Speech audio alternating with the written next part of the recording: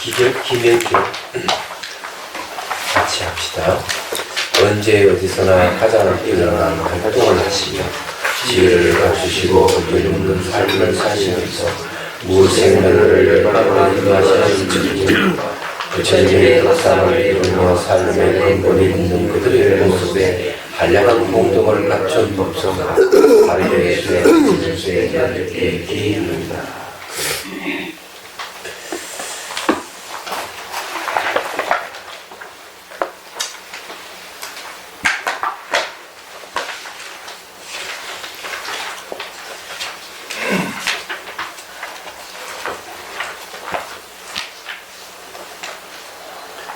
30페이지 대선 신호 검삼 가겠습니다.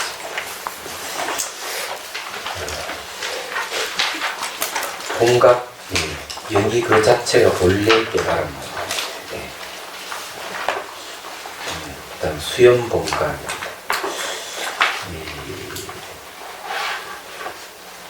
물듦을 따르는 본각, 오염된 됨을 따르는 된 마음을 따르는 본각이에요.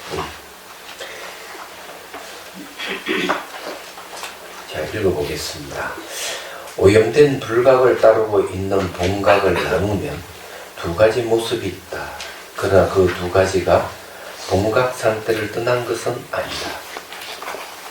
첫째는 본각의 지혜 덕상으로 오염을 떠나 있는 맑은 모습이라는 뜻의 지정상이며, 둘째는 본각의 미묘한 작용으로 일상의 생각을 넘어서는 미묘한 활동을 하는 부사의 업상이다. 우선 이 본각이라는 말은 이제 그 법신의 다른 이름으로 우리가 이제 기억되고 있죠.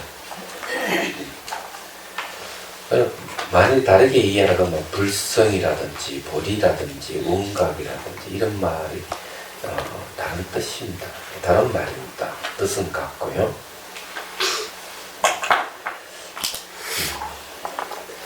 오염된 마음을 따르는 본각인데, 자, 그 오염 속에서도 맑음을 훼손되지 않는다는 게 아주 중요해요.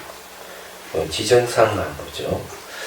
지정상이란 무엇인가? 수행자가 안으로 열애장이 갖춘 법력의 훈석에 의지하고 밖으로는 불보살님의 법력에 의한 훈석을 바탕으로 바르게 수행하여 수행 방편을 만족하면 그 힘에 의해서 아리아식에 있는 생멸심을 없애고 번뇌 종자의 상속이 끊겨 법신이 드러납니다.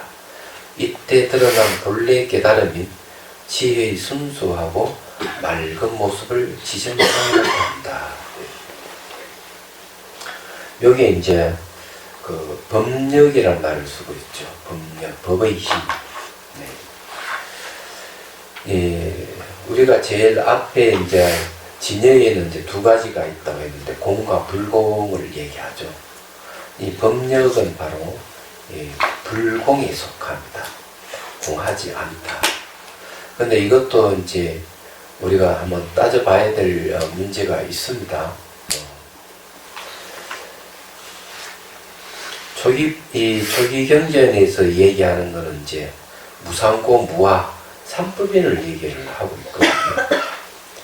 삼법인에 대한 얘기를 하면서 마음에 대한 얘기를 크게 많이 하진 않아요. 어떻게 보면은.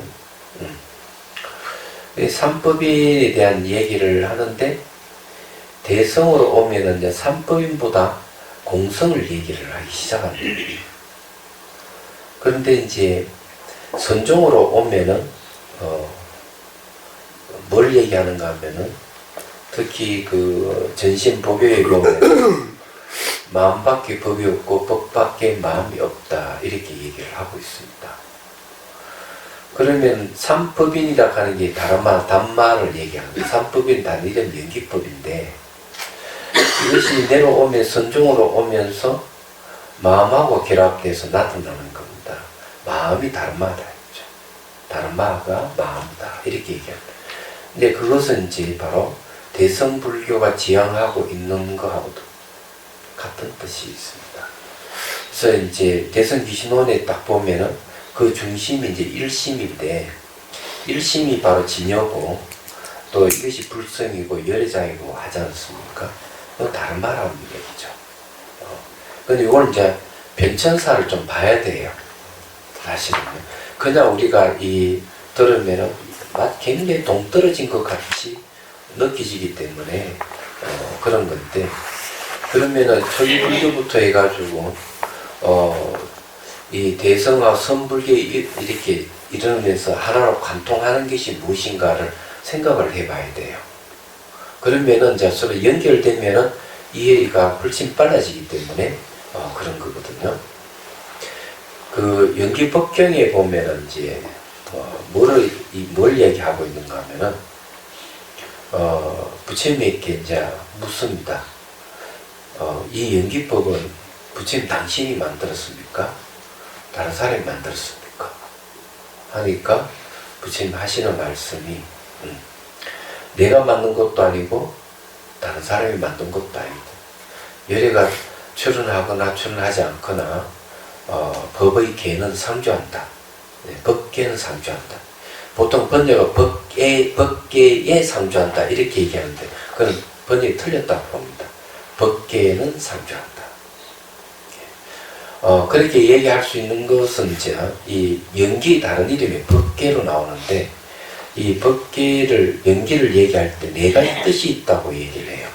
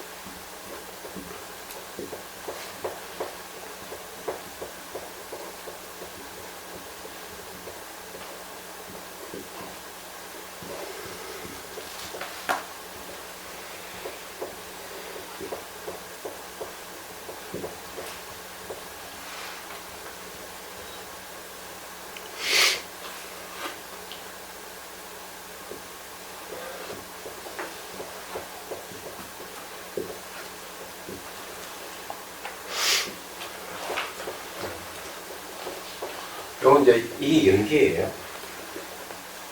이것이 일어나면 저것이 있고, 이것이 없으면 저것이 없고, 이것이 일어나면 저것이 일어나고, 이것이 소멸하면 저것이 소멸한다. 이걸 다시 내소로 나누면은 첫 번째 무시일해 또는 이일해라는 데 이렇게 쓰죠. 또 일체법 의지, 윤회 열반. 요건 이제 다르게 하면 요거는 이제 법계라고 얘기하거든요. 법의계. 또 나중에는 이걸 법성이라고 얘기해요. 다 같은 뜻이에요.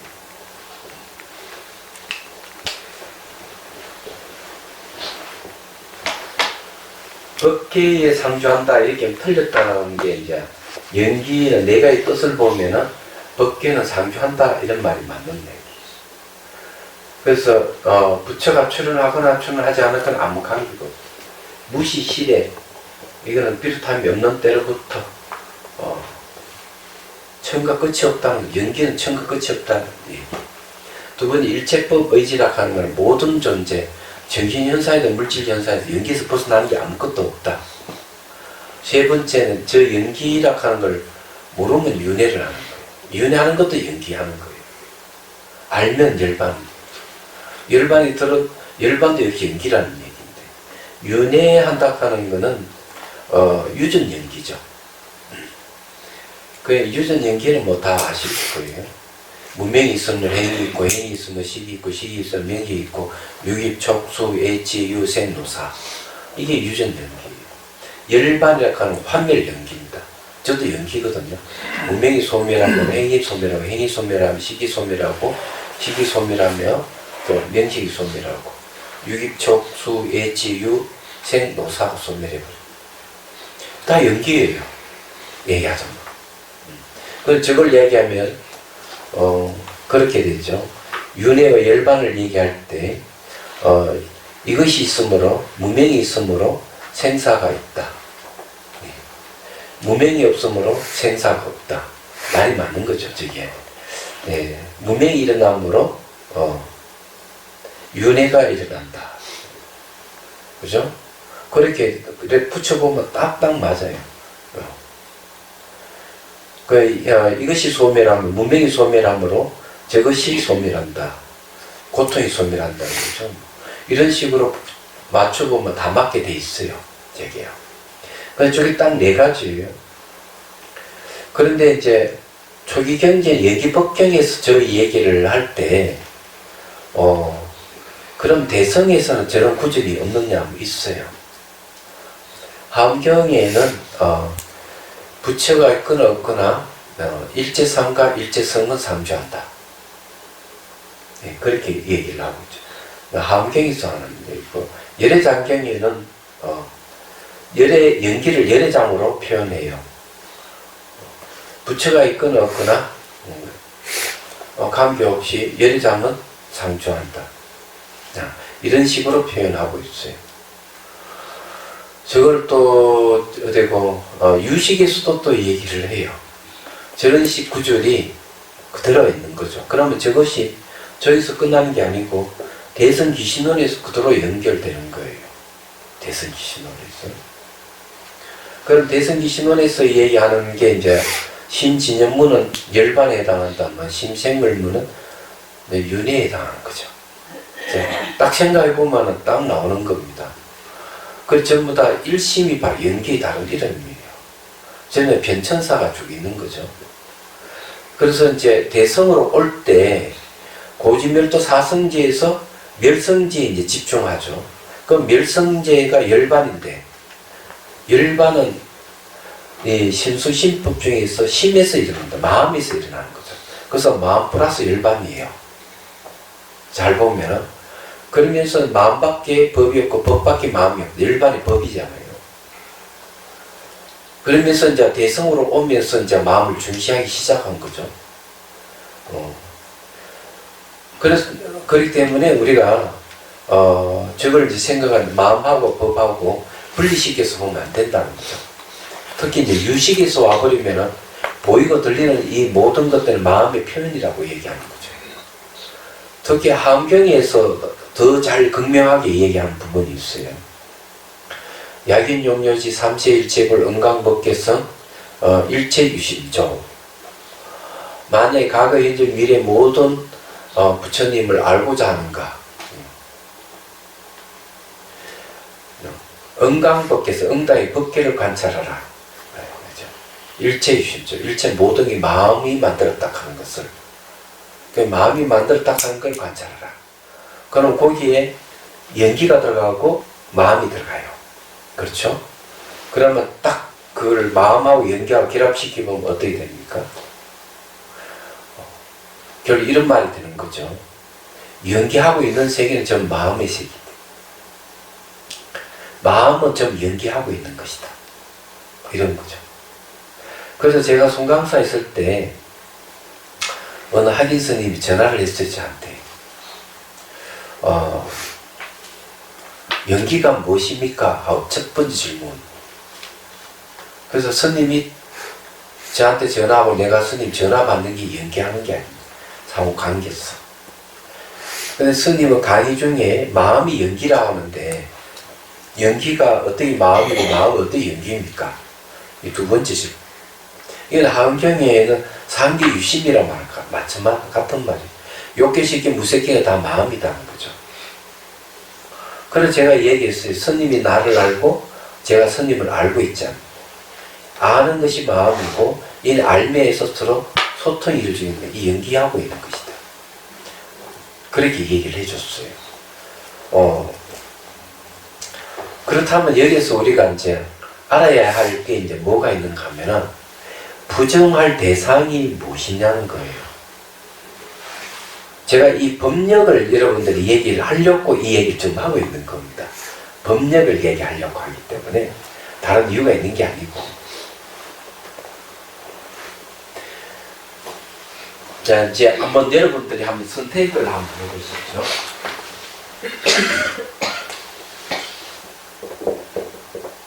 인생은 꿈이다. 인생은 꿈과 같다.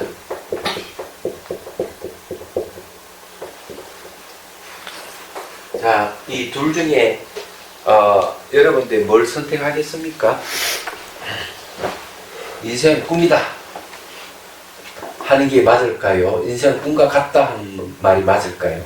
꿈과 같다. 예? 꿈이다? 꿈과 같다. 왜 꿈이다 하는 말을 선택 안 하죠?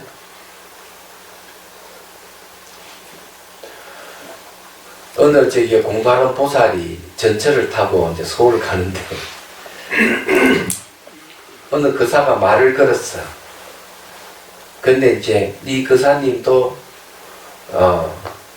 공부하는 거사예요. 그래서 논쟁이 붙은 게 꿈이다, 꿈과 같다 하고 논쟁을 벌였는데 보살은 꿈과 같다 얘기하고 거사는 꿈이다 하고 얘기했는데 보살이 이겼어요. 서울로 오면서 계속 전철을 타면서 논쟁을 벌여가지고 꿈이다 하는 말하고 꿈과 같다 하는 말은 구분이 돼야 됩니다. 우리가 부정할 대상이 무엇인지를 명확하게 알면은 인생 꿈과 같다 얘기를 하고 부정할 대상을 모르고 무조건 부정만 해버리면 인생을 송두리째 다 부정해버리는 일이 벌어지는 거예요. 인생 꿈이다 하는 것은 우리 인생은 완전히 허무주의, 별 볼 일 없는 세계에 살고 있다. 이렇게 얘기를 하는 거죠. 꿈이다 하는 건 다 부정하는 겁니다. 꿈과 같다 하는 것은 부정할 대상을 명확하게 짚어서 그것만 부정하는 거예요. 얘기하자면. 그거는 부정할 대상이 무엇이냐는 거죠. 부정할 대상은 자아와 자성을 얘기합니다. 자아와 자성을 부정하는 거죠. 요거는 이제 모든 걸 부정해버리는 거예요. 요거는 자아와 자성을 부정하는 거예요. 이 두 가지를 부정하는 거예요. 그럼 이거 무슨 차이가 있을까? 엄청난 차이가 있어요. 엄청난 차이.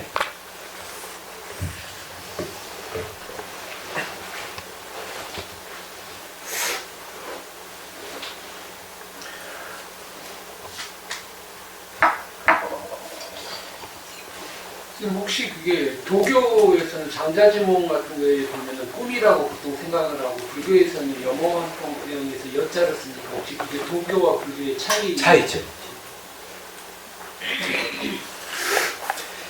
자, 예를 들어서 얘기하면은 차자는 꿈이다 이러면 차자는 부정해버리는 거예요. 차자는 꿈과 같은 것이다 하면은 차자의 어떤 실체성을 부정해버리는 거예요. 차자는 긍정하는 겁니다. 차자를 완전히 부정하는 게 아니고 차자 속에 있는 실체를 부정하는 걸 얘기하는 거예요. 그래서 이제 인생은 꿈과 같다 하는 거는 부정적인 것을 싹 제거해버리면 진실이 드러난다는. 그래서 불교는 염세주의가 아니에요. 기독교는 염세주의가 맞습니다. 기독교는 왜 염세주의냐면은 우리가 살고 있는 이 세계를 다 부정해요. 신의 심판을 받아서 지구는 완전 소멸하고 그러면 가는 데는 딱 두 군데 지옥과 천국 간다고 얘기하는 거죠. 그럼 불교에서는 그런 얘기를 안 하는 거죠. 우리가 살고 있는 이 세계는 알고 보면은 이 세계가 바로 정토다. 마음이 청정하면 국토가 청정하지 않느냐. 이렇게 얘기를 하는 거죠. 벌써 이 관점이 다른 거죠. 우리 살아가는 삶을 긍정하고 있는데 다만 자아와 자성만 부정하는 것이죠. 꿈이다 하는 거예요. 송두리째 우리 인생을 다 부정해버리는 일이 벌어지는 겁니다. 그런데 이제 이게 중요한 문제예요. 그다 어제도 얘기했지만은 생각을 부정 안 해요. 생각에 실체가 있다 하는 걸 부정하는 겁니다. 다른 건 아니에요. 그런데 사람들은 오해가 이놈 생각이 계속 자아를 얘기하고 자성을 얘기하니까 생각 자체를 없애버리면 되지 않느냐는 거죠. 이런 식으로 가는 거죠. 그런 식으로 가면 잘못된 수행이에요. 부정할 대상이 무엇인지 알고 그것만 부정해야 돼요. 공하는 거는 공성을 얘기하는 거는 자성을 부정하는 말이지 우리 인생을 부정하는 건 아니다고. 유아를 부정하기 위해서 무아를 얘기했지 우리 아락하는 걸 부정하는 게 아니라고. 그래서 아의 내용이 무아의 아의 내용이 무아라고 얘기하는 거예요. 논서에 보면은. 마찬가지로 우리 잘못 오해가 공성이다 공이다 그래 마음은 공적하다 그래 마음은 없는 거야 이렇게만 얘기해버리면 아무 설명가 없죠. 얘기하자면 그게 아니고 마음은 자성이 없는 것이다 이렇게 부정하고 마음의 능력을 부정하는 게 아니라고.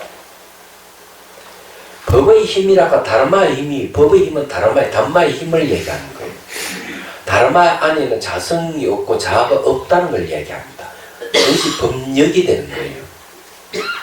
그래 이 법력이 뭘 없애는가 하면 자아와 자성을 없애는 게 법력이에요. 훈습이라 하는 영향을 준다 이런 뜻이에요. 말하자면. 그럼 열애장이라 하는 게 열애장이 갖춘 게 뭡니까? 열애장은 공과 불공이 있는데 열애장이 두 개가 있다. 공과 불공이 있다.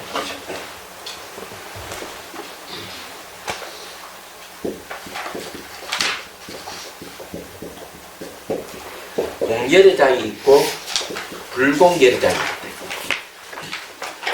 그럼 요 공은 뭘 이야기하는가 하면은 자성과 자아를 부정해버리는 거죠. 자성과 자아를 부정한 게 공이에요. 그렇지만 공하지 않는 면이 있는 거죠. 이 공하지 않는 면이 이게 바로 법의 힘으로 작용하는 겁니다. 단지 열애장을 공으로만 보면 안 되는 거예요. 그래서 이 자성을 부정하고 자아를 부정하는 게 공이에요. 그다음 공이라고 하는 번뇌, 자아라는 자성을 주장하는 번뇌가 공하다. 그렇지만은 열애장이 갖고 있는 무한 능력은 공하지 않다. 이래 보는 거예요. 그게 법력 분석으로 나타나는 겁니다.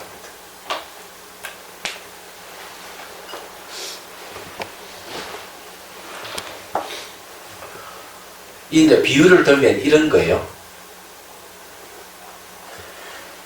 우리가 이제 향을 피운다.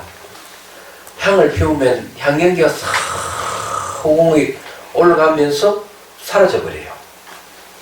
그렇죠? 그러면 호공이라고 하는 것은 향연기를 피우기 전이나 피운 후에도 늘 있는 거예요. 이 비유를 하자면. 근데 이놈이 향연기를 피우지 않을 때는 텅 비어 아무것도 없는 것 같이 느끼죠. 향연기가 피어오르면 작용으로 나타나. 어떤 작용? 싹 흩어버리는 작용을 나타나는 거죠. 우리 마음의 본성에 공적한 것은 텅 비어 있는데 자아를 주장하고 자성을 주장하는 번뇌가 일어나면 텅 비어 있는 마음이 그놈을 쳐버리는 거예요. 이게 법력 훈습이에요. 그럼 번뇌가 사라져버리면 마음은 또 잠자면 아무 일이 없는 듯 비어있는 거예요. 번뇌가 일어나면 그놈을 탁 쳐버리는 현상을 나타나는 거죠. 그게 법력 분석이에요. 그럼 텅 비어있다 하는 건 아무것도 없다는 게 아니고, 텅 비지 못한 마음이 생기면 그놈을 없애는 작용으로 나타나는 게 법력 분석이에요. 얘기하자면. 그러면 우리가 일상에서 그런 게 있느냐 하면 있습니다. 그럼 이제 하나의 비유를 더 얘기를 하고, 법화경 신해품에 보면 나오죠. 법화경 신해품에 보면 자식이 집을 나가서 10년 지나고 20년 지나고 30년 지나고 40년 지나고 50년 지나고 이 부모가 다방면으로 이 아이를 찾으려도 못 찾았어요. 그러다 어느 순간 이 아이가 거지 중에 상거지가 되어가지고 아버지가 사는 나라에 오고 아버지 사는 동네에 와가지고 아버지 사는 집 앞으로 싹 지나가는 거예요. 얘기하는 거. 지나갈 때 이 아들이 집 안을 싹 보는 겁니다.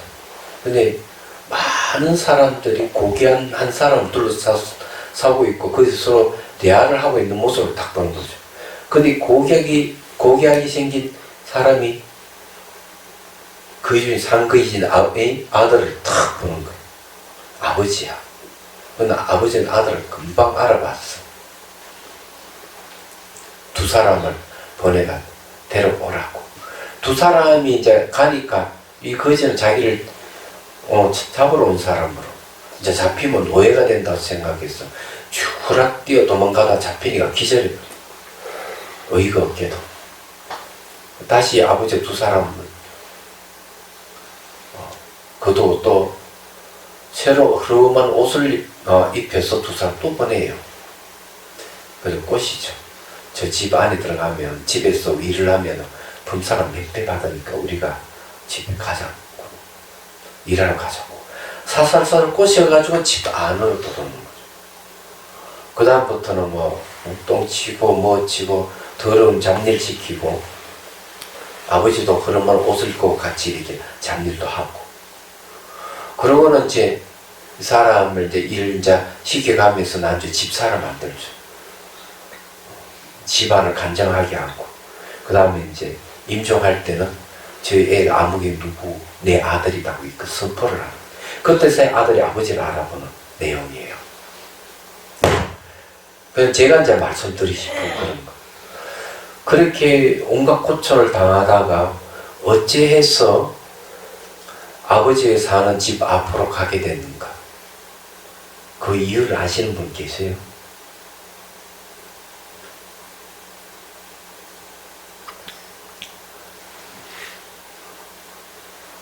돌고 10년, 20년, 30년 막 지나다가 어느 순간 아버지 사는 나라에 가고 아버지 사는 동네에 가서 아버지 사는 집 앞을 지나가다가 집 안에 아버지 보게 되는 거야. 왜 그랬을까요? 아시는 분 계세요? 생각을 안 해보셨죠?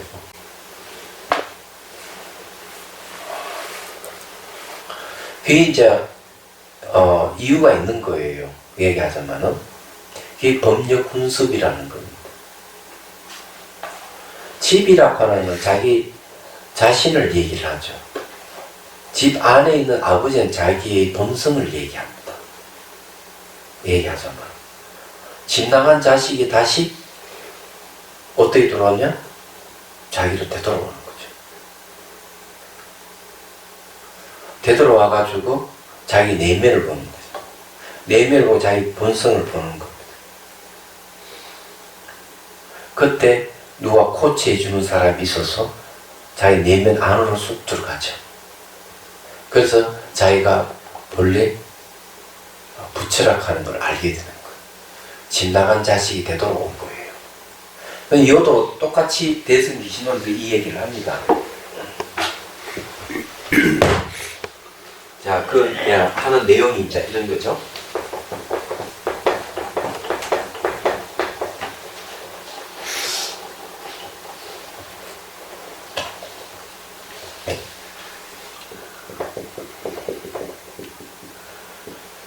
본각에서 불각이 튀어나왔어요. 불효자식이야. 자식은 자식인데. 그런데 본각에서 다시 뭐가 나오는가 하면 시각이 나와가지고 불각을 치는 거예요. 그리고 시각은 본각으로 돌아가는 거예요. 이걸 갖다가 모자상봉입니다. 만달 봉자를 어떻게 쓰더라? 봉우리 봉자가 비싸게 쓰긴 쓰는데 상봉 모자 상봉한 걸 깨달음이라고 그래요. 이게 깨달음 얘기하자면 그래서 이게 본각과 시각이 동일하다 이렇게 얘기합니다. 이게 이제 자식이 집 나가서 되돌아온 것이 시각이 본각을 불각을 치고 다시 본각으로 되돌아온 거예요. 이게 모자상봉이라고 그래요. 이 깨달음을 그렇게 표현하는 거예요. 그 신의 품은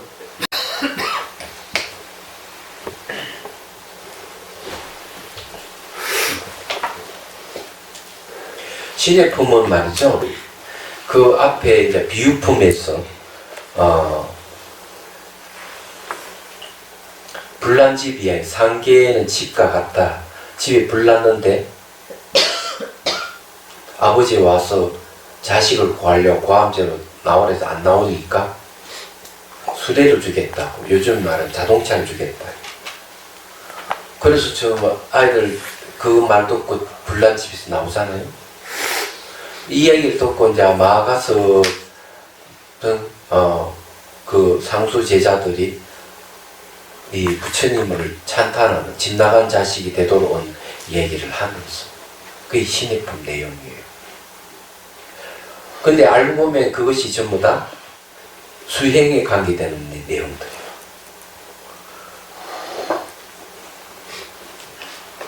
되돌아온다고 하는 게 중요한 거죠. 집 나간 자식이 나가면은 왜 집으로 되돌아올까? 이유는 간단해요. 괴롭기 때문에 그래요. 집 나가면 개고생한다 그랬잖아요. 근데 여러분들은 집 나갔다가 다시 되돌아온 자식들이에요. 개고생 이제 그만두려고. 진짜 고생하면은 문득 뭐가 생각납니까? 따뜻한 집이 생각하죠. 나죠. 부모의 사랑이 생각나는 거죠. 얘기해서. 그와 마찬가지로 마음의 본성이 청정한데 이 청정한 마음이 오염덩어리를 만나면은 괴로움이 일어나는 거예요. 그러면 괴로움이 일어날 때 괴로움에 벗어나고자 하는 마음이 생기는 거죠. 왜? 청정한 마음이 오염된 마음을 없애는 작용이 바로 괴로움으로 나타나고 괴로움에서 벗어나려는 마음으로 나타나는 거예요. 얘기하자면. 그래서 너무 괴롭기 때문에 내가 수행을 해서 이걸 해결해야 되겠다. 이렇게 이제 생각하는 사람은 그저 수승한 사람이에요. 대대수 세속 사람들은 너무 괴로우면 약을 먹거나 술을 마시거나 난동을 부리거나 그러죠. 괴로워가지고. 그렇지만 성근이 있는 사람은 자기의 내면을 들여다보고 이 문제 내 안에 있으니까 이 문제 좀 해결해 보려고 노력을 하는 거죠. 근데 그런 것 자체가 법력 분석이라는 겁니다. 수행을 하나도 하지 않더라도 내가 괴로움 벗어나고자 자기 내면을 보려고 하는 것은 법력 분석 자체예요. 그 자체. 그런데 엉뚱한 쪽으로 가는 사람 많아요. 술을 마신다든지 약을 먹는다든지 이런 건 약해요. 교회 가고 성당 가고 그러잖아요. 그것도 하나의 방법인데 그거 갔다가 다시 돌아오는 사람도 있어요. 그 엉뚱한 집이 간 거예요. 그건. 집을 잘못 찾아간 거지. 자기 집은 어디 있느냐? 자기 내면을 봐야 되거든. 교회나 성당은 밖에 있거든. 천국의 궁극의 목적이기 때문에 그건 밖을 향하게 되는데 그게 진정한 자기 집이 아니에요. 자기 내면을 못 보고 있는 거죠. 명사하면 수행을 해야 돼요. 얘기하죠. 근데 이 법력 훈습이라고 하는 게 법력에 의한 훈습을 바탕으로 수행한다. 이 법력이 어디서 나오는가? 텅 빈 공적한 마음이 바로 번뇌 망상이 일어나면은 그것을 없애려는 작용으로 나타나는 게 법력 훈습이 돼요. 그럼 어째서 그러면 없애려는 작용으로 나타나느냐 하면 이제 여기 내용에 이제 성정 동각에서 이제 그 얘기를 합니다. 오염되어 있는 마음하고 청정한 마음이 서로 탁 만나면 청정한 마음이 오염될까요? 아니면 오염된 마음이 없어질까요? 이런 문제가 있거든요. 근데 청정한 마음은 생멸이 없는 거고 오염된 마음은 생멸이 있는 마음이에요. 그럼 생멸 있는 거하고 생멸 없는 거하고 딱 부딪히면은 어떤 게 없어지겠습니까? 생멸하는 마음이 없어지게 돼 있어요. 그 우리 마음의 본성 자체가 생멸이 없는 마음이기 때문에 이 마음이 생멸을 없애는 원인으로 작용한다는 거죠. 이걸 인훈습경이라고 합니다. 훈습에 영향을 준다는 얘기죠. 그래서 우리가 너무 괴롭고 힘이 들면 어떤 생각은 다시는 인간은 태어나고 싶지 않아. 이런 말이 나오잖아요. 그게 전부 다 마음이 본성의 작용이에요. 얘기하자면 이고 등락하려고 하는 거죠. 결혼을 벗어나 즐거움을 추구하려고 하는 마음이에요. 그럴 때 이제 제대로 선지식을 만나면은 선수행을 통해서 자기 본래 집으로 되돌아오는 거죠. 본성으로 되돌아오는 거죠. 얘기하자면. 그래서 저 한 달 전에도 이 얘기 했잖아요. 원각이라 하는 본성에서 모든 것이 나왔다가 다시 원각으로 돌아간다. 나오는 것은 생기고 들어가는 사지만은 그 중앙에는 원각이라는 게 있다. 일상생활도 이게 나타나요. 재치기 하면은 정신이 한번 착 갔다가 돌아오고. 그러면 그것만 그런 게 아니에요. 열심히 낮에 활동하다가 잠이 들다가 새벽에 다시 깨는 거예요. 잠이 들어가는 멸회에 들어가는 거고 잠에서 깨는 건 다시 생멸 시작되는 거예요. 그럼 그 조항이 뭐가 있는데 인생도 크게 보면은 태어났다가 늙고 병들고 죽음으로 간 거예요. 가다가 죽어서 다시 또 태어나는 거죠. 죽고 태어나는 조항이 뭐가 있느냐 바로 마음의 본성이 잘 잡고 있는 겁니다. 이걸 빨리 알아야 되는 거죠. 그런 겁니다. 태어난다 하는 건 집 나간 자식을 얘기하고 죽는다 하는 집에 다시 돌아온 걸 얘기하는 거예요. 우리는 늘 나갔다가 들어왔다 나갔다 들어왔다 하지만은 마음의 본성은 한 번도 생긴 적도 없고 사라진 적이 없는 거예요. 그래서 원각경에서 이걸 갖다가 호응이 꽃이 피고 지고 하더라도 호응은 바뀌지 않듯이 마음의 본성인 원각은 바뀌지 않는다 이렇게 얘기하는 거예요. 그래서 여기서 여러 장이 갖추고 있는 법령 훈습에 의지해서 하나님 이 법령 훈습이라고 하는 게 괴로움을 당하지 않는 사람은 법령 훈습을 잘 모르는 겁니다. 인생 살면서 행복하게 사는 사람들 굉장히 행복하게 사는 것 같아도 어느 순간 인생의 허망함을 맛보게 되면 죽음에 대한 공포를 맛보게 되는 거죠. 그래서 보통 나이 50 넘어 60에 70 진입하게 되면 막 불안감이 이제 오기 시작하고 그런다고 하는 거죠. 10대 때부터 고통을, 괴로움을 당한 사람은 면역력이 생기가 그렇지 않는데, 아주 행복하게 잘 산 사람은 그때 가면 이제 불안감이 없어 난리가 나는 거예요. 죽고 싶은 마음이 없거든요. 얘기하죠. 근데 그게 전부 다 알고 보면은 마음의 작용이 있어. 법령 훈습입니다. 그래서 이게 불보살 안에서 갖추고 있는 법령 훈습이라 하는 건 이거는 인훈습경을 얘기하고요. 인가는 원인을 얘기합니다. 불보살 법령 훈습은 뭔가 하면 연훈습경을 얘기합니다. 인연 연자는 뭔가 하면 도움을 주는 거예요. 그래서 이제 이런 걸 이야기하면은 성가에서 얘기하는 말은 또 그대로 얘기를 할 수 있어요. 이걸 갖다가 줄탁동시라고 합니다. 줄탁을 얘기합니다. 내 안에 있는 법령 훈습의 훈습은 뭘 얘기하는가 하면은 무명이나 껍질을 깨려고 하는 거죠. 무명이 깨려고 하는 것이 법령 훈습이에요. 병 하나 21일 되면 안에서 깨려고 하죠. 그 다음에 바깥에 있는 음이다근 그 지점 똑같이 이제 깨트려 주는 걸 얘기합니다. 그래서 안가바이 갓 깨트리는 거죠. 그러면 도움을 주는 거. 불보살은 무명의 껍질을 깨주도록 도움을 주는 걸 얘기하고, 그걸 갖다가 불보살님의 법력 훈습이라는 거고, 내 안에 깨는 거는 내 안에 있는 인훈습이라는 법력 훈습을 얘기합니다. 그래서 서로가 딱 맞아서 딱 깨트려서 나오는 걸 얘기하죠. 다른 말로 하면은 선문답과 같은 겁니다. 스승과 제자가 선문답을 통해서 제자가 은하에 대오하는 내용과 같은 내용이에요. 얘기하자면 그런 겁니다. 이 그런 걸 얘기하는 거죠. 그래서 이게 텅 비어서 아무것도 없다, 인생 꿈이다 하는 식으로 봐버리면은 나에게 무한한 잠재력도 다 부정해버리는 일이 벌어지지만, 자성과 자아를 부정한 힘은 법령 훈습으로 나타나는 거죠. 이게 그렇게 생각하시면 됩니다. 그래서 이제 이런 법령 훈습을 바탕으로 바르게 수행하여 수행 방편을 만족하면 이 힘에 의해서 아리아식이 있는 생밀심을 없애고 번뇌 종자의 상속이 끊겨 법심이 드러난다.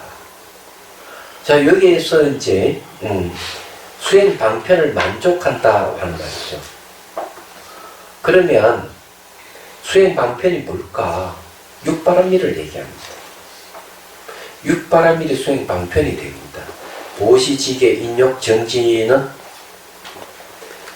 이게 보조적인 수행 방편이고, 직접적인 수행 방편은 선정과 지혜를 얘기합니다. 선정바람일과 지혜바람일이, 바람일이라 하는 말이 무슨 뜻인지 아시죠? 이쪽 언덕에서 저쪽 언덕을 건너간다고 다 이해하지만, 그냥 직설주어라 하면은 고통에서 벗어난다 이런 소리예요. 고통에서 벗어나는데 보시로서 벗어나고, 지계로서 벗어나고, 내가 참음으로 인욕으로 벗어나고, 정진으로 벗어나고, 선정으로 벗어나고, 지혜로 벗어난다 이런 얘기예요. 육바람일이라고 하는 말은 생사에서 벗어난다 이런 뜻이에요. 그래서 앞에 4개는 보조바람일이라면 뒤에 2개가 이제 진짜 지관 수행을 해. 사마타와 위파사나 수행을 얘기를 하는 거예요. 이것이 만족한다고 한다면 벌써 반편이 만족한다 그러면은 소기의 목적을 달성했다 이런 뜻이에요. 그 여기에서 얘기하는 그런 거예요. 그래서 아리아식에 있는 생멸심을 없애는데, 아리아식 속에 있는 생멸심이 뭐냐면 바로 명은 종자들이죠. 업종자들입니다. 이게 정말 생멸하는 마음이거든요. 이걸 없애는 거죠. 그래서 능가경이 뭐라고 얘기하는가 하면 이렇게 얘기를 하는 겁니다. 의식이 지혜로 바뀌면은 아려야라는 이름을 버리게 된다. 아려야라 하는 것은 저장하다 감춘다는 건데, 보고 듣고 하는 모든 정보 다 내 마음에 쌓이거든. 그 지혜가 딱 생겨버리면은 보고 듣고 하는 것들이 전부 다 마음이 쌓이지를 않는 거죠. 공적함을 알기 때문에 모든 것이 제법 비본래 고유하다 하는 걸 알기 때문에, 그 말은 인식 대상이 존재하지 않는 겁니다. 지혜는 주객이 없는 줄 아는 마음이에요. 그건 어떤 정보가 오더라도 자성이 없는 줄 알기 때문에 아리아식이 그 마음이 쌓이질 않는 거예요. 종자로 씨앗으로 쌓이질 않아요. 뿐만 아니라 쌓여있던 종자도 지혜에 의해서 없어지는 거예요. 그래서 아리아라는 이름을 버리게 된다. 이렇게 얘기를 하는 겁니다. 그 말은 똑같은 말이죠. 얘기하죠. 생멸심을 없이고 번뇌 종자의 상속이 끊겨 법심이 드러난다. 번뇌 종자가 뭐겠어요? 업종자죠.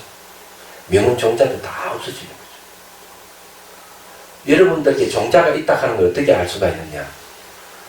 10년 전에 서운한 일이 있으면 10년 후에도 그걸 생각을 해요. 저는 초등학교 4학년 때 벌써 한번 당한 적이 있기 때문에 그거 아직까지 기억하고 있어요.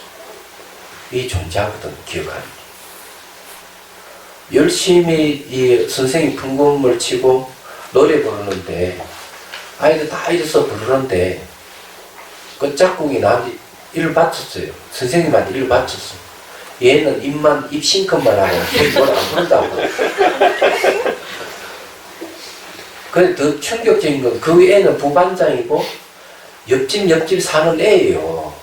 잘생긴 여자인데 내가 좋아하는 여자인데 그렇게 하니까 충격받았죠. 완전히 충격받아가지고 그때부터는 다 까먹어버려요. 노래라 하는 건 다 그냥 기억나는 게 하나도 가사를 다 잊어버렸어요. 그리고 유행어 가사도 기억나는 게 없어요.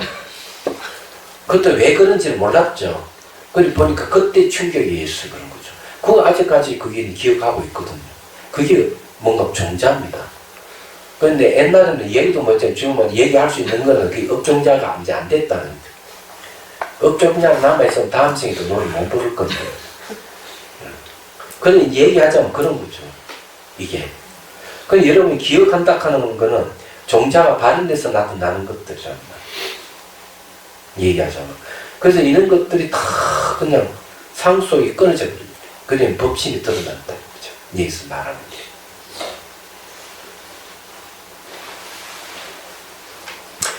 자, 이때 드러난 본래 깨달은 지혜의 순수하고 맑은 모습을 지정상이라 한다.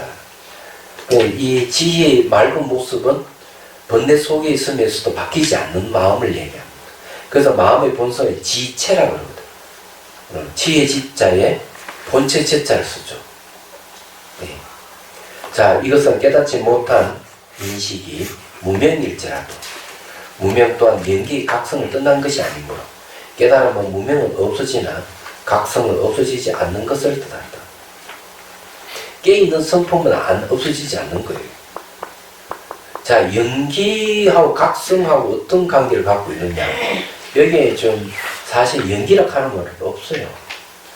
없는데 그냥 각성이란 말만 있는데 각성을 이해시키기 위해서 연기란 말을 붙였어요. 정화 스님이 붙인 내용입니다. 연기하고 각성은 어떻게 연결되는가 하면 이런 겁니다. 여러분, 자극이 없으면 어떤 일이 벌어질까? 그걸 생각을 해야 돼요.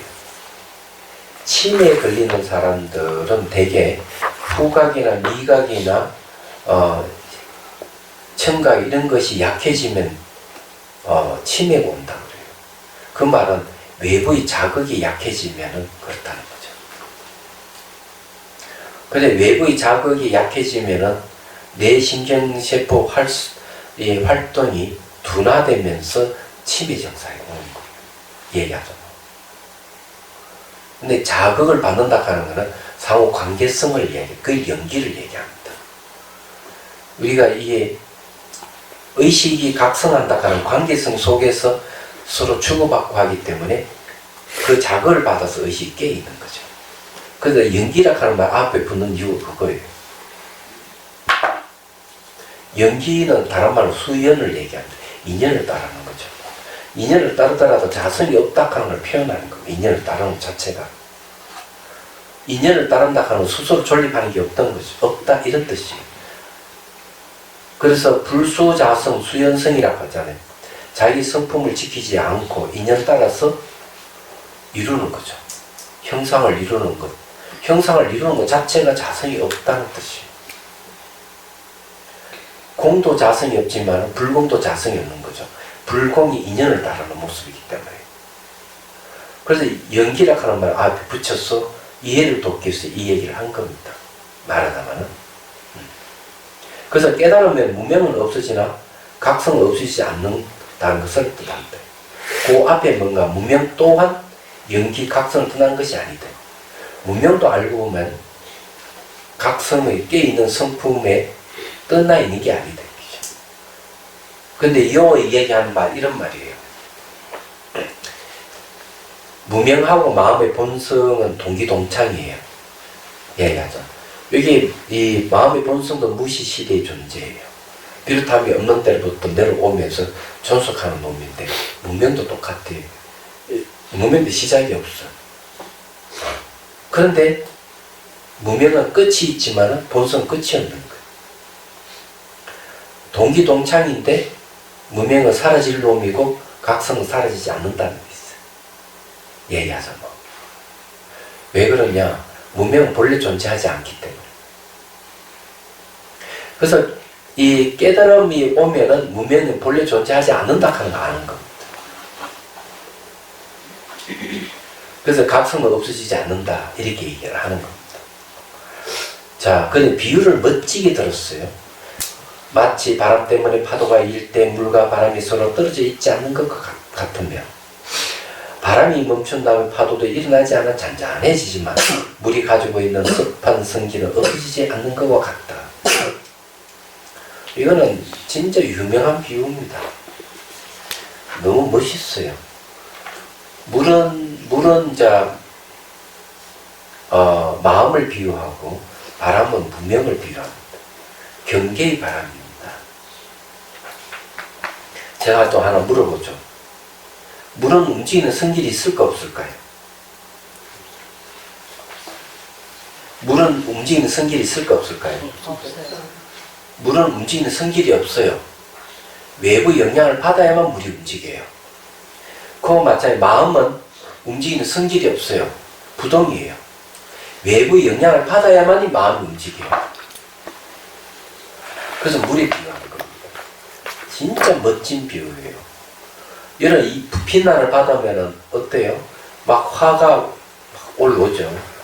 그래서 거기 또 능가경이 또 그렇게 얘기를 하는 겁니다. 경계의 바람이 불면은 7개의 마음의 털구멍을 통해서 막 일어나는 거예요.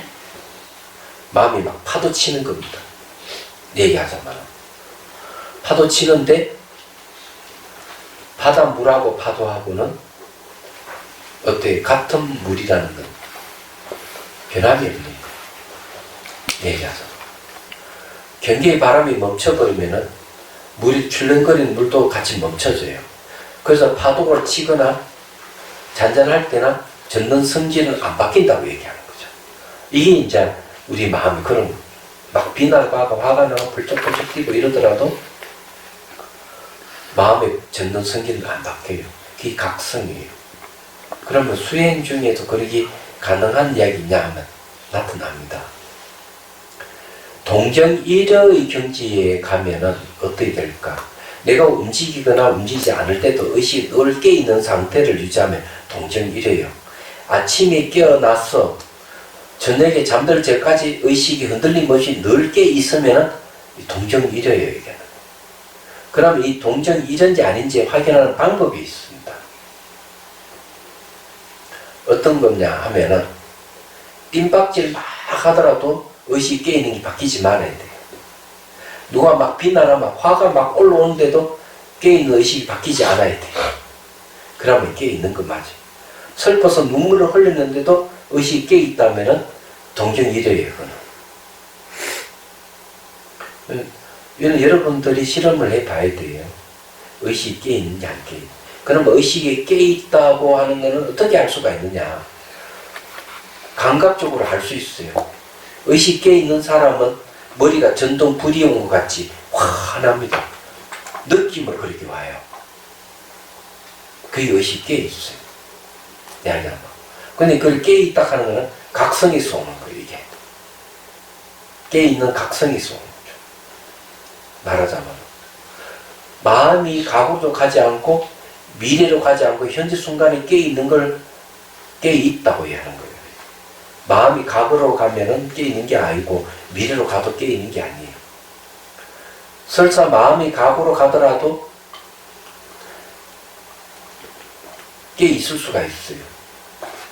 내용은 과거지만은 과거를 기억하는 그 자체는 현재인 줄 알면은 깨있는 거죠. 미래로 마음이 가더라도 미래를 추상하는 내용은 미래지만 추상 그 자체는 현재인 줄 알고 있으면 그걸 깨있는 거예요. 의식이 깨있지 못하면 아무 소용이 없습니다. 깨있는 훈련을 해야 돼요. 이건. 수행이 제일 먼저 해야 될 것이 의식 깨우는 훈련이에요. 그게 이제 바로 알아차림 훈련입니다. 여기서도 정념에 대해서 나옵니다. 사마타 수행에 구주심에 등장하는 게 정념이에요. 정념은 대상을 알아차린다는 거죠. 적극적으로 알아차리는 훈련을 통하는데 현물적인 거죠. 지나간 거는 알아차릴 수가 없어. 지나가서 없기 때문에. 미래는 오지 않을 수 없어. 알아차릴 수가 없어요. 현재만 알아차릴 수 있어요. 이 알아차리는 훈련을 계속하면 현재 순간에 깨있게 되는 거예요. 얘기하자면 그런 경험이 없어요, 여러분요? 그래서 이제 경험해 봐야 돼요. 여기 우리 불이 나가지고 저 밑에 불 났다는 소리 듣고 배를 뛰어 내려갔죠. 내가 불 끄고 이래 했는데 그런 상황에서 의식이 깨 있느냐 안 깨 있느냐, 이 수행자냐 아니냐 판가름냐. 그런 상황에서 막 그런 띵박질하고 땀을 흘리가면서 불을 끄고 막 하더라도 의식이 깨 있는 상태가 바뀌지 않아야 돼요. 그럼 이 수행자입니다. 그래서 이제 거기에 보면은 제가 송강사 할 때 아마 그것은 저기 누구요? 일각 방장 스님 글이라고 생각되는데 그 내용 보면 그런 게 있어요. 제자가 깨달았다고 막 뛰어오면서 스승님 자 한 소식 했습니다 하고 문을 탁 열고 들어가니까 스승이 딱 이렇게 얘기합니다. 신발을 어디에다 벗어놨지? 이렇게 묻는 이야기가 있어요. 제가 제가 어디에다 벗어났는지 잘 모르겠습니다. 이러니 근데 아직 멀었다. 돌아가라. 이렇게. 자기가 뛰어오면서 신발을 어떻게 벗어났는지도 모른다 하는 거는 의식이 깨있지 못하다는 거예요. 그럼 너가 어떻게 깨달았다고 할 수 있겠느냐? 이 얘기예요.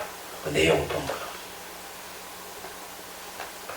이 의식이 깨있다 하는 게 아주 중요한 이유가 그겁니다.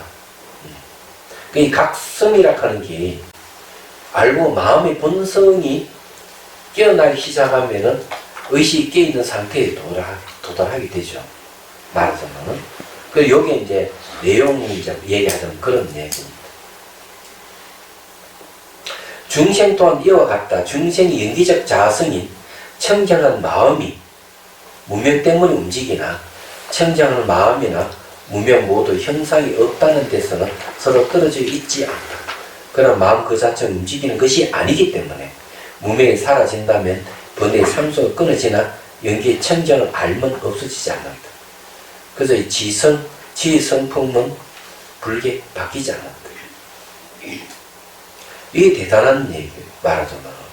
그래서 이게 분명히 무명의 힘에 의해 가지고 청정한 마음이 움직이는데 움직인 그 마음 자체는 생멸심이 없기 때문에 여기서 말하자면은 그 자체는 움직이는 것이 아니다. 이렇게 얘기합니다. 아까 이제 동정이래를 얘기를 했는데 몽중이래는 어떨 것이냐. 이 동정이래보다 몽중이래가 훨씬 의식이 미세해요. 왜? 그 영역이 꿈이기 때문에, 꿈속이기 때문에. 그냥 꿈 중에서도 의식이 깨있는 상태가 있다면, 그건 몽중이래예요. 얘기하자면. 근데 의식이 미세해져야만이 공성을 깨달을 수가 있어요. 의식이 미세하지 않으면 안 되는 거죠. 번뇌가 더덕더덕 붙어 있는 것은 거칠다 그러고, 번뇌가 많이 떨어져 나가면 미세하다, 이렇게 얘기하는 거예요. 근데 자기가 수행이 된지 안 된지를 알려고 그러면은, 그런 걸 살펴봐야 돼요. 그래서 성철스님 일화에도 그 얘기 나오죠. 노인이 찾아가서, 왜 찾아왔느냐, 자꾸 주위에서 찾아가라 해서, 그 성길 큰 스님한테 점검 받아야 되는 데서 왔습니다. 그래서, 그 얘기를 해보라. 자기는 턱 앉히기만 하면은, 번뇌가 다 사라집니다. 바로 고요해집니다. 이러니까 들으시더니 어이 당신 진짜 좋은 본문을 가지고 있네요. 그렇지만 거짓말을 하나 보태지 않고 그대로 직설을 해야 됩니다. 그러면은 그런 것은 번뇌가 다 사라지고 의식이 깨있다 하니까 그런 것은 꿈속에도 있습니까? 이런 물어요. 그런데 노인이 생각해보면 꿈속에는 없는 것 같습니다. 그러면 아직 멀었으니까 열심히 다시 정진을 하시라고. 이런 일화가 있는 거예요, 이렇게. 그래서 이 수행이라 하는 게 의식이 얼만큼 깨있느냐가 참 중요한 것 같아요. 그런데 마음의 본성이 움직이지 않는다. 그게 각성을 얘기한다. 이거하고 연관이 있어서 하는 얘기예요. 마음의 본성이 움직이지 않듯이 깨있는 의식이 움직이지 않아야 돼요. 근데 그걸 내가 애를 쓰지 않고도 그런 상태가 도달해 있어야 되는 거죠. 말하는 거로. 꿈속에서 의식이 깨어있다면 꿈을 꾸지 않지 않을까요? 자기 꿈을 꾼 줄 알아요. 그러니까는 일반적으로도 가끔씩 보면 이제 잠을 자다가 꿈을 꾸는데 내가 이게 꿈이구나라고 아는 경우도 있거든요. 딱 깨어나는데 예. 혹시 저게 너무 피곤해가지고 코를 막 드르렁드렁 골 때 코 고르는 것을 이렇게 지켜본 분 계십니까? 들리긴 하죠. 네, 있죠. 예. 그거 비슷해요. 너무 피곤하면 덜 피곤하면은 코 고는 순간 딱 깨어나버리고 너무 피곤하면은 코를 계속 골고 있는 걸 계속 지켜보는 거예요. 얘기하자면. 그게 몸이 너무 피곤해서 그런 거거든. 꿈도 말했죠. 그런 수도 있는 거죠. 꿈을 계속 꾸고 있는 것자리 늘 지켜볼 수 있는 거죠. 근데 의식이 깨있는 강해버리면 그냥 팍 깨어나버리죠. 얘기하잖아요. 이야기 비유 들자면 그렇다. 근데 코 골면서도 고는 걸 지켜보는 힘이 있다면 의식이 깨있는 힘이 좋다는 얘기. 스님의 의식 깨있는 힘이 좋은 거죠.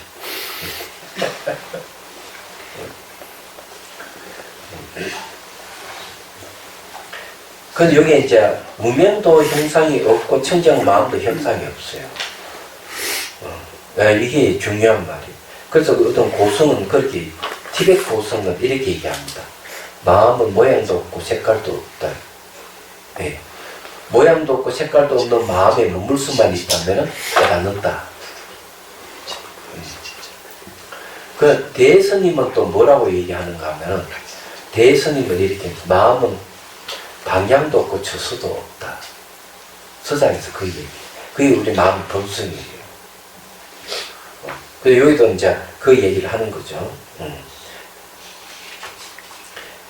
그래서 무명이 사라진다면 번뇌의 상수가 끊어지나 연기의 청정한 알면 없어지지 않는다. 부사의 업상에 대한 얘기입니다. 부사의 업상이란 무엇인가? 수행자가 깨달음을 이루고 난 후는 청정한 지혜에 의지하여 가지가지 수송하고 미묘한 활동을 할 수 있다. 그렇기 때문에 무량한 공덕이 단절되지 않는다.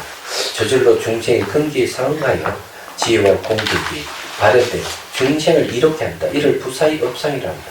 이 부사의 업상이 다른 말로 하면은 연훈석행이에요. 이 마음의 본성입니다. 이것도. 그래 무량한 공덕이 단절되지 않는 무량한 공덕 마음과 우리에게 잠재되어 있는 능력을 얘기하는 잠재 능력이 발휘되는 걸 얘기합니다. 그런 잠재되어 있는 능력이 발휘되는데 이 대단한 힘을 가지고 있는 거죠.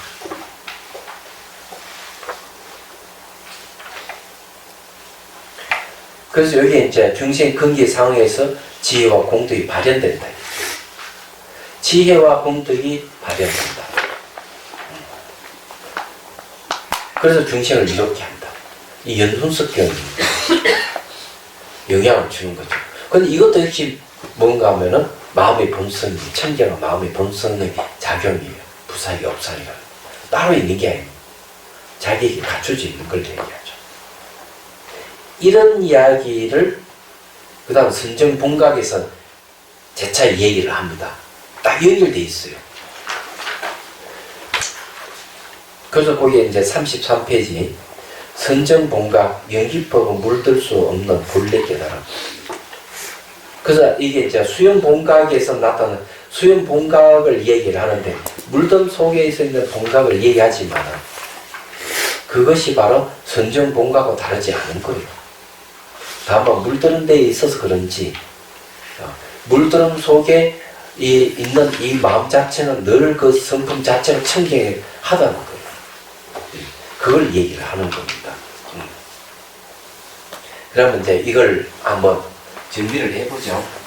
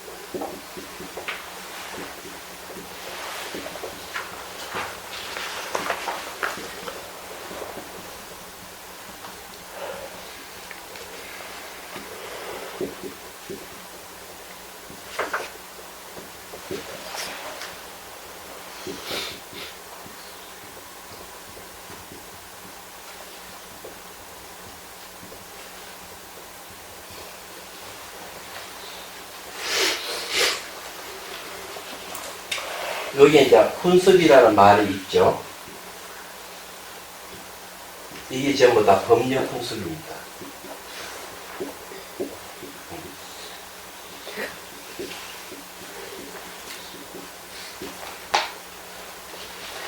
저게 이제 잠든 능력을 얘기를 하는 거예요.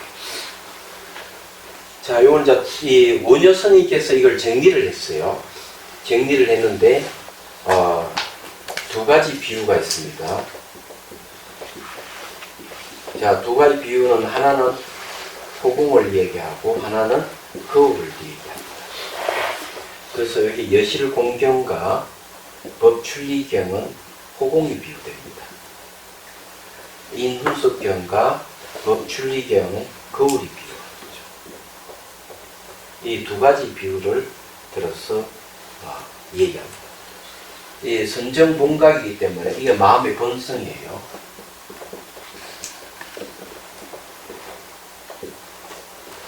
마음의 본성을 얘기를 하는 겁니다.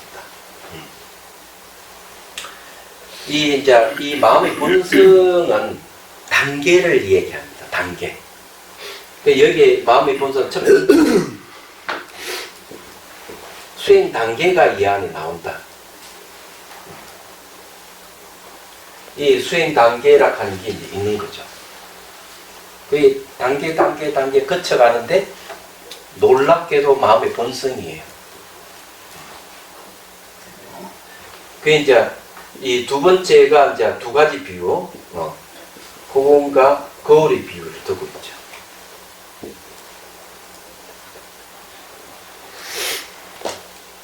그럼 이걸 이제 한번 요즘 말로 한번 이제 얘기를 해보죠. 제가 하고 있는 게 명상 코칭이에요.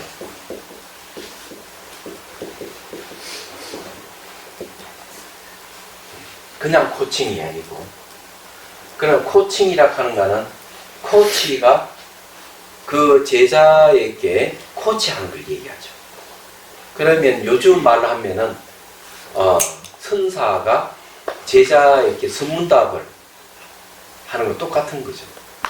그리고 수행을 한다면은 수행 도구, 코칭의 도구를 뭘 사용하느냐? 조사의 엉구를 사용할 수가 있어. 그 1700공안을 할 수 있는 거죠.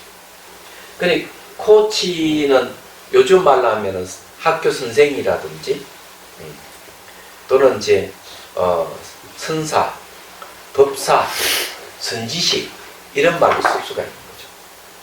그래서 이제 세속의 선지식이라는 말을 쓰고 선사, 강사 이런 말 쓰는 것보다는 코칭이란 말 쓰는 게 좀 새롭게 와닿잖아요. 그래서 이걸 빌렸어요. 자, 코칭에 대한 얘기를 좀 해보죠.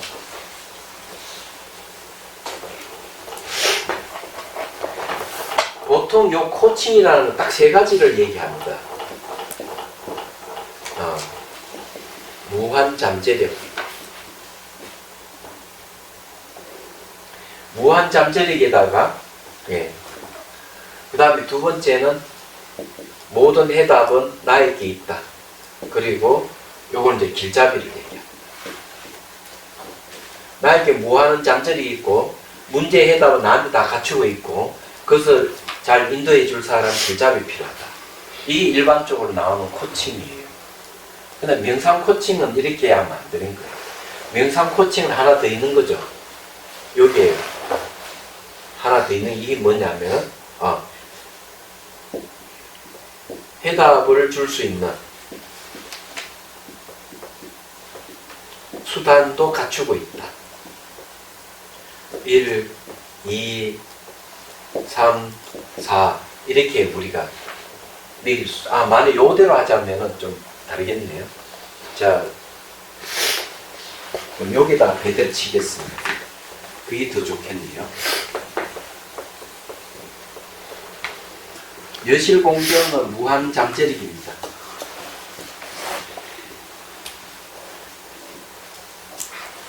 그 다음에 인훈수경은 수단입니다. 이거는 잠재력을 깨우는 수단. 이걸 이제 법력 분석이라고 그러는 거죠. 이거는 뭔가 하면은 해답입니다. 나에게 문제를 풀 수 있는 해답. 그 다음에 이제 요게 네 번째는 이거는 이제 길잡이죠. 길잡이 부분은 선지식이. 그래서 이제 내가 무한 잠재력이 있는데 이 수단으로서 무한 잠재를 깨우면은 결과적으로 해답을 얻는 거죠. 도움을 줄 수 있는 길잡이가 있으면 더 좋고. 그럼 이걸 이제 단계를 얘기를 이제 할 수가 있습니다. 단계는 이제 여기는 경이 되겠습니다. 경. 그 다음에 요거는 인훈습은 요거는 행이 되겠어. 법출리견은 과가 되겠어. 그 다음 연훈습경은 그러면은 요건 이제 중생교화가 있죠.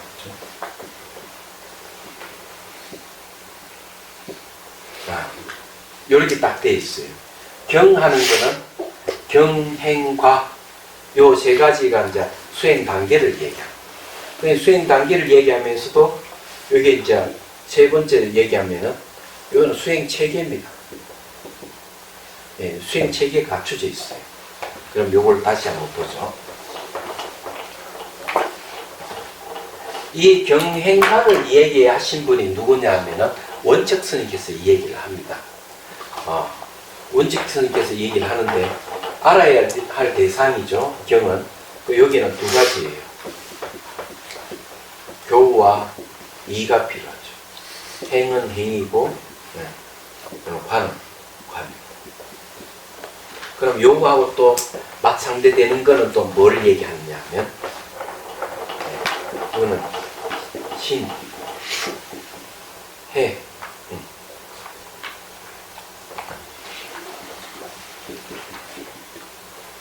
오늘 행, 정. 교리행가예요. 그럼 여기에 경이라고 하는 것은 우리 알아야 할 진열을 얘기합니다. 진열.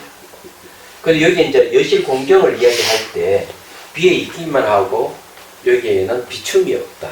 이렇게 얘기합니다. 왜냐? 아직 안 드러난 거예요. 그래, 잠재력을 갖고 있을 뿐이 드러나 있지 않아요. 그게 이제 바로 우리 진열을 얘기하는데, 그거는 그 가르침을 통해서 그 이치를 사유.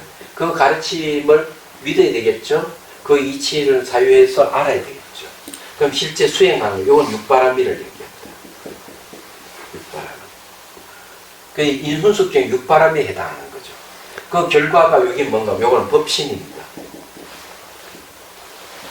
법신이고 그 다음에 연훈숙경 선지식이 중생교화를 하는 거죠.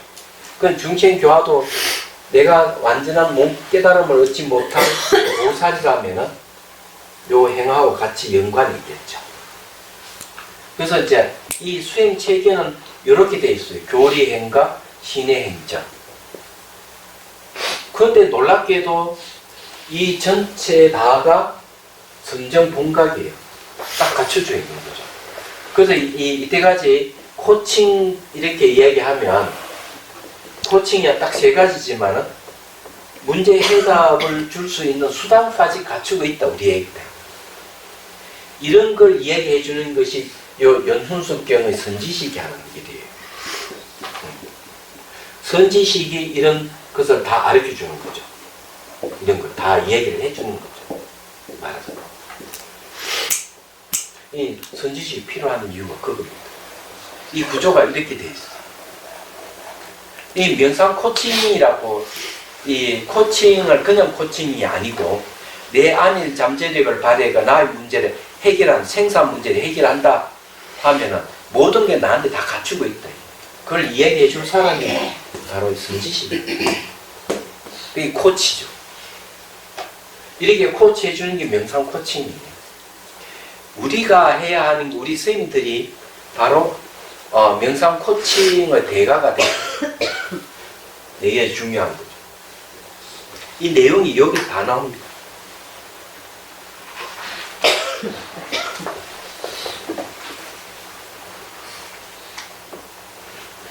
그래서 저게 이제 인훈숙경 훈습하고 연훈숙경의 훈습은 법력 훈습을 얘기한다. 그러면 저게 어떻게 구체적으로 법력 훈습이 되느냐 하면 인훈습경이라 하는 인 내용이 이제 뭘 얘기하는가? 뭐 청정과 오염을 얘기를 하는데, 얘기하면 청정한 마음은 생멸이 없고 오염되어 있는 건 생멸하는 겁니다. 그리고 우리가 잡생각이나 감정은 막 생겼다 사라졌다 하잖아요. 막 기분 나빠하다가 선물 같은 거 받으면 마음이 편안해지고 그러잖아요. 그게 생멸하는 마음이에요. 그냥 이 청정한 마음이 생멸하는 마음을 착 없애기 때문에 원인이라 말씀하는 거죠. 그러니까 저게 이제 수단이 됩니다. 잠재를 깨우는 수단이 되는 거죠. 인훈숙경.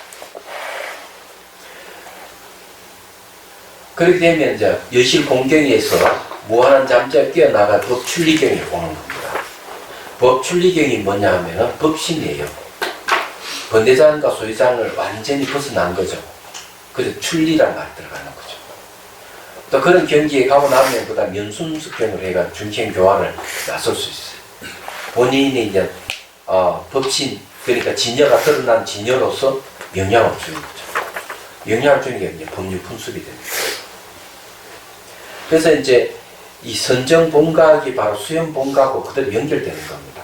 지정상하고 부사의 업상, 부사의 업상이 연훈석경이고 지정상이 통해서 드러나는 게 이제 법출리경이에요. 얘기하자면. 그리고 그것은 이제 지정상을 드러내게 하는 것도 바로 인훈석경이 하는 거고. 그런 겁니다. 저는 굉장히 중요한.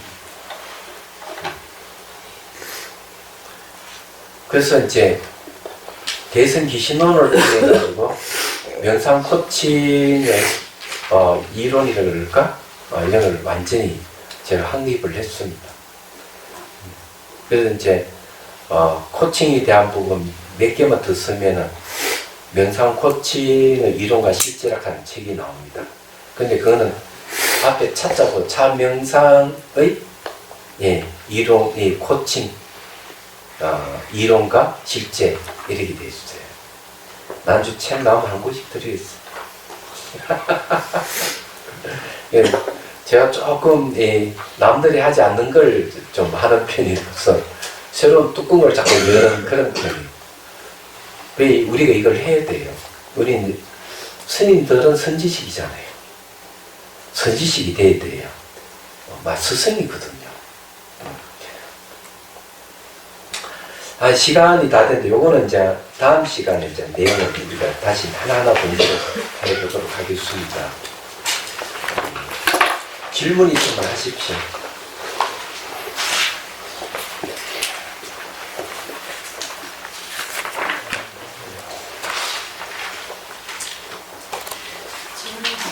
네.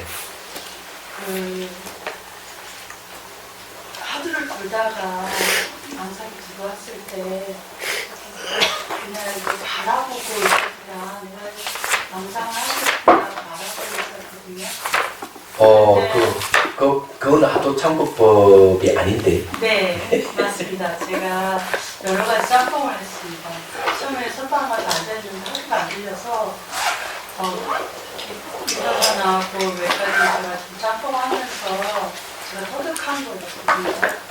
그런데 제가 지금 궁금한 거는 이겁니다.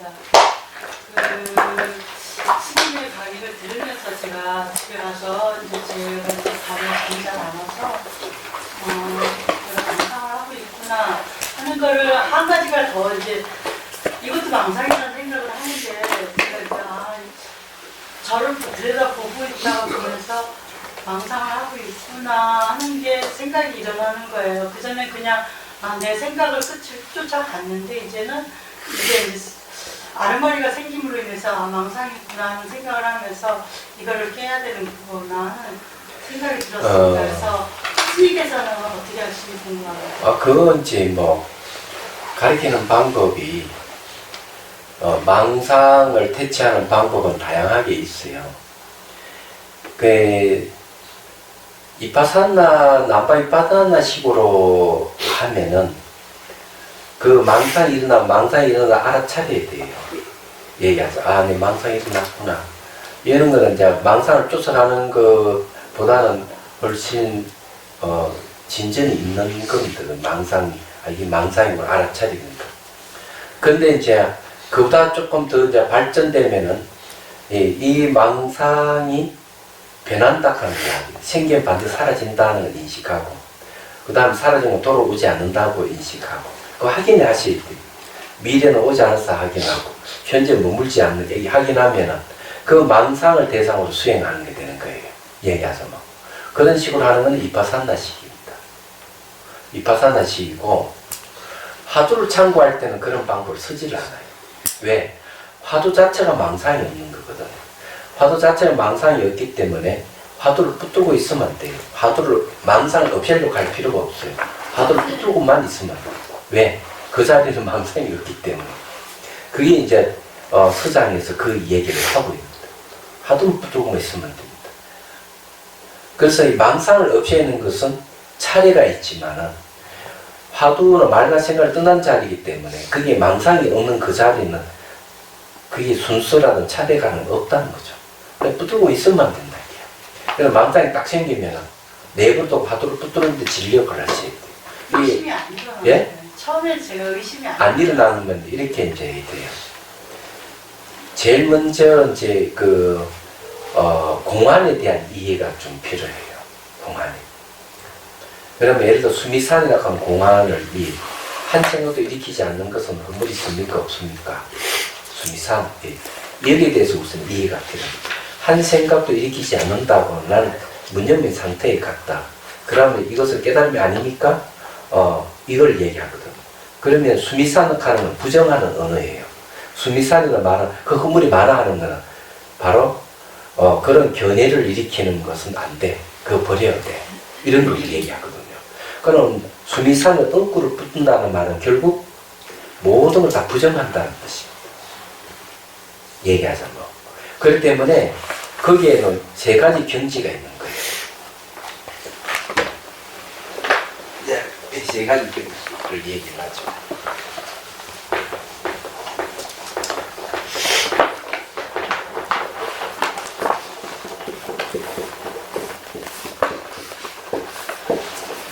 이거는 그것도 한번 한 이야기인데, 첫 첫 번째 경지 어디선,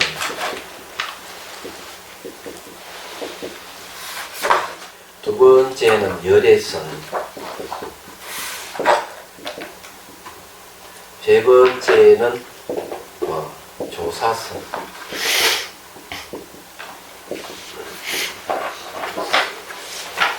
어리선의 특징은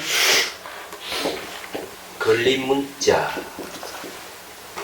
열애선의 특징은 불인 문자.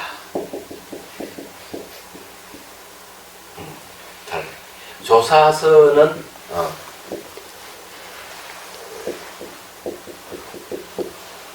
직지인심이에요.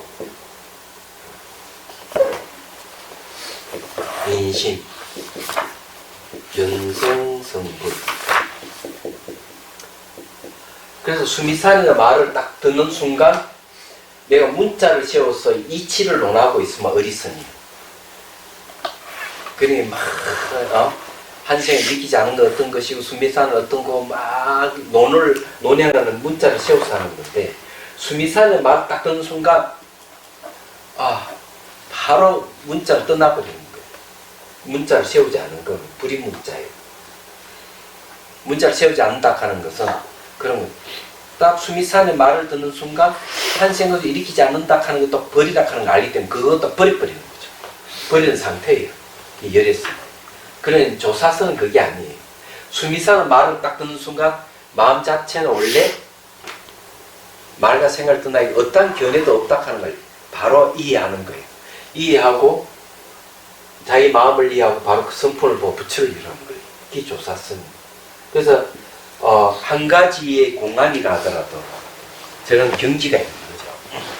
방아착도 마찬가지고 무자도 마찬가지고 그렇습니다. 그래서 이제 뭘 이해를 해야 되는가 하면 마음의 본성이 무엇인지를 빨리 이해해야 되는 거예요. 지금 현재 대성기신론에서 진열을 얘기하잖아요. 마음의 본성이 어떻다 좀 얘기를 하고 있어요. 벌써 진영문에서 얘기를 했지 않습니까? 말과 생각을 끝나겠다. 여기서. 이거 딱 얘기를 하고 있습니다. 이 심진영문에서 뭘 얘기를 하고 있는가 하면 18페이지에 딱 나와 있어요. 12번에 보면은 진열아 어떠한 모양을 갖는 것이 아니다. 말이 궁극이면서 어느 스스로 부정하는 자리, 어느 부정해요. 그렇지만 진열의 근거는 부정할 수 없다. 모든 것이 다 참는 것이기 때문에 이렇게 좀 얘기를 하고 있습니다. 그 앞에는 뒤에 보면요, 19페이지에 보면은 19페이지가 아니고 앞에 봐야 되겠네요. 17페이지에 보면요, 그 자성이 하는 부분 보십시오. 자성이 본래 없기 때문에 모든 것을 듣는 그 자체로 언어의 차별을 벗어나 있고, 이름을 넘어서 있으며 마음의 대상이 되는 것도 아니며 모두가 평등한 생명이며 생명의 활동이므로 생명의 가치가 변한 것도 아니며 파괴할 수도 없다. 이렇게 돼 있죠. 이게 마음의 본성을 얘기하는 거예요. 그래서 한마디로 얘기하면 마음은 방향도 없고 초수도 없고 모양도 없고 색깔도 없어요. 근데 거기에 내가 한 생각도 일으키지 않는다는 견해가 들어가면 안 되죠. 거기에 어떠한 사상의 철학이 들어갈 수 안 되죠. 어떠한 생각 붙으면 안 되죠. 어떠한 언어도 들어가면 안 되는 거예요. 그럼 어떻게 해야 되느냐? 수미산만 붙들고 있으면 돼요. 수미산은 엉구 자체가 모든 생각을 다 끊어주는 거죠. 그럼 모든 언어를 떠나게 하는 거예요. 마음의 본성을 드러내게 하는 거예요. 그리고 그걸 붙들고 실험해야 되는 거예요. 그러려면은 제일 먼저 마음의 본성이 무엇인지 이해를 해야 되고, 그 다음 두 번째는 수미산이라는 이 말이 어떤 효능을 갖고 있는지 이해를 하셔야 돼요. 그래서 그걸 붙들고 실험하면 돼요. 무자도 똑같아요. 걔는 불성이 있습니까 없습니까? 뭐 없다. 왜 없다고 했을까요? 그죠? 그게 불성이 있다고 해도 틀렸고 없다고 해도 틀렸기 때문이에요. 그런 거는, 그래서 걔는 불성이 없다 굳게 믿고 있는 스님 와가 걔는 불성이 있습니까 없습니까 물으면 있다, 이렇게 합니다. 왜 있다고 할까? 없다는 생각을 없애주기 위해서. 그런 걔는 불성이 있다고 굳게 믿고 오는 스님 오면 없다고 해버려요. 왜 그럴까? 있다는 생각을 버리게 하기 위해서. 그래서 모든 화두에 공통되는 게 뭐냐면은 있다 없다는 양극단뿐만 아니라 언어를 붙일 수 있고 생각할 수 있는 모든 여지를 다 없애는데 그 주력을 하고 있어요. 그걸 빨리 이해를 하셔야 돼요. 그러면은 이 수미산을 붙들고 있는 건 수미산이 방편이기 때문에 자기가 갖고 있는 모든 생각을 끊어주는 거죠. 한 생각을 일으키지 않는다 하는 거 버리라 했으니까 어떤 생각도 일어나면은 수미산하고 끊어내는 거예요. 어떤 생각이라도 어떤 감정이 생겨도 무조건 방아착이라는 걸 갖다 대는 거죠. 어떤 일이 나도 묻자를 갖다 대는 거죠. 후대에 가면 의심하라고 나오지만 대스님은 의심이라는 말을 안 쓰고 있어요. 의심이라는 말을 쓰지 않는 것은 화두 자체가 마음의 본성임을 얘기를 하고 있는, 그걸 알고 해야 되는 겁니다. 왜냐하면 화두를 붙어도 의심이 안 생긴다는, 의심할 필요도 없어요. 이치만 잘 알고 붙들기만 하면 돼요. 이 붙으면 내가 익숙하게 붙들고 있느냐, 익숙하지 않느냐의 차이점. 그 날이 가고 달이 가야 된다 그랬어요. 대선사는. 그렇게 이제 해보시면 돼요. 거기에는 번뇌를 없애는 건 없습니다. 화두 참고 번뇌를 없애고 번뇌와 싸우는 게 아니에요. 왜? 마음 본성 번뇌가 없는데 뭐 싸울 게 뭐가 있느냐. 그건 뭐 마음의 본성 자리에 코드만 맞추고 있으면 돼요. 코드. 이게 중요한 거예요. 그래서 이제 비유를 들자면 이렇게 비유를 들 수 있죠. 지관 수행에서 사마타 이파사나 수행, 특히 이파사나 수행에서는 번뇌 망상이 일어나면은 형사가 도덕을 쫓아다니는 건 마찬가지. 도덕 나타나면 솜살같이 체포하는 거죠. 도덕을 체포하는 방법이 이파사나 방법이에요. 뭘로 체포하느냐? 무상이라는 도구로서 또는 고라든지 무화락하는 이치로서 때려잡는 거예요. 도덕을. 근데 화두 참고법은 그런 방법 안 써요. 쫓아다니지를 안 해. 그럼 어떻게 하느냐? 그럼 길목에 기다리고 있다가 그래 어디에 기다리고 있는데 마음의 본성 자리에 거기에 딱 기다리고 있는 거죠. 물론 본성이 잘 들어가지는 못했지만 본성의 자리와 같은 성격을 가지고 있는 무자라든지 수미산이라든지 그걸 붙들고 있는 거죠. 붙들고 있으면 도덕이 탁 나타나는 순간 지가 알아서 소멸해버려요. 지가 알아서 사라져버려요. 아이고 잘못 만났다고 사라져. 굳이 잡으려고 애를 쓸 필요가 없는 거예요. 그래서 하도 참고법에는 번뇌 망상이 일어나면 그거 초점 맞추지 말라고 하도에 초점 맞추고 있죠. 그렇게 얘기하죠. 그러니까 이 없애는 방법이 전혀 다른 겁니다. 다른 것이기 때문에 그런 걸 빨리 우리가 이해를 하셔야 돼요. 그래서 이제 이해가 됐죠. 예, 이해가 됐으면 다시 한번 생각을 하셔야 돼요. 정리를 해가지고 생각을 해서 어떻게 한 패턴이 어떤 패턴을 갖고 있는지 이걸 빨리 이해해야 돼요. 화두를 잡는데 패턴이 있고 이 이파사나 수행할 때 번뇌를 잡는 패턴이 있는 거죠. 그런 걸 빨리 이해하는 게 중요해요. 그래서 수행의 요령을 터득하는 게 중요해요. 수행하는 요령을 터득하셔야 돼요. 그런 걸 자꾸 물어봐야 돼요. 이 경미는 스님이 계속 물어보면은 그런 방법을 알려 줄 건데, 안 물어보잖아요. 얘기해서 뭐. 그러니까 뭐 물어보기도 뭐 그렇고, 그냥 앉아있기만 하잖아요. 그럼 소용없는 거죠. 또 질문 있습니까? 네. 저는 제가 일상생활에서 참 진심을 많이 낸다라고 제가 보거든요. 그런데 제가 처음으로 저번 시간에 선생님한테 이제 공부를 하고 가서 제가 한 달 동안 이제 진심을 한 번도 안 냈어요. 처음으로 한 달. 그런데 이제 저희 두 반하고 같이 살다 보니까 늘 많은 언쟁을 붙을 때가 있거든요. 말 때문에 이제 서로 감정이 상할 때도 있고 이제 서로 의견 충돌도 있을 수 있고 그때 이제 제 의사가 이제 통하지 않으면 그걸 제가 진심을 내고 그런데 이제는 이렇게 서로 얘기를 할 때 뭐 과거에 뭐 안 좋은 얘기나 하고 그럴 때는 선생님 과거신 불가득, 현재신 불가득, 미래신 불가득입니다. 이제 제가 그 말씀을 드려요. 그럼 거기서 딱 서로가 얘기를 멈춰요. 멈추고 이제 조금 내가 안 좋은 상황에서 무슨 이제 좀 이렇게 몸이 아프거나 진심이 좀 날 것 같다라고 할 때 딱 그거를 알아차림을 하거든요. 그러면 또 이제 그 마음이 사라지고 그러면서 그것이 이제 무상하다, 이제 이거 자체가 실체가 없는 것이다라고 이제 그걸 자꾸 제가 이렇게 떠올리는 것 같아요. 그 이제 그런 것을 이제 이로서 제거한다는 거죠. 이치로서. 그래서 그렇게 이제 하면 굉장히 도움이 되는데 네.